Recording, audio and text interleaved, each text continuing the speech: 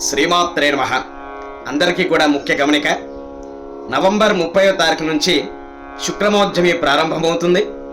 ఫిబ్రవరి 13వ తారీఖుకి ముగియనున్నది. కావున ఈ సమయంలో గృహప్రవేశ, వివాహాది, శంకుస్థాపన ముహూర్తాలకు ఏవి కూడా లేవు. ఆ సమయంలో ఎటువంటి శుభకార్యాలు చేరాదు. కావున ఈ విషయాన్ని అందరూ కూడా గమనించి తమ నిత్యకృత్యాలు ఆచరించవలసిందిగా కోరుతూ, కానీ ఈ యొక్క మౌఢ్య సమయంలో గ్రహశాంతులు, హోమములు, దైవాది కార్యక్రమాలు అన్నీ కూడా ఆచరించుకోవచ్చు. అదేవిధంగా మార్గశిర మాసం ప్రారంభమవుతుంది.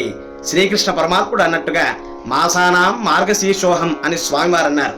అనగా మాసముల్లో మార్గశీర్ష మాసము నేను అని అన్నారు. కావున యథావిధిగా విష్ణు ఆరాధన చేయడం అత్యంత ఉత్తమం. కావున అందరూ కూడా దైవారాధన చేసుకోవచ్చు, కానీ తమ కామ్యాలు నెరవేర్చుకునే ఒక కార్యక్రమాలు మాత్రం చేయరాదు. అనగా గృహప్రవేశములు, వివాహాది, శంకుస్థాపన ముహూర్తాలు ఏవి కూడా ఈ యొక్క నవంబర్ 30 నుంచి ఫిబ్రవరి 13వ తారీఖు వరకు లేవు. కావున అందరూ కూడా గమనించి ఈ యొక్క విషయాన్ని తెలుసుకోవాల్సిందిగా కోరుతూ శుభం భూయాత్. శ్రీమాత్రే నమః.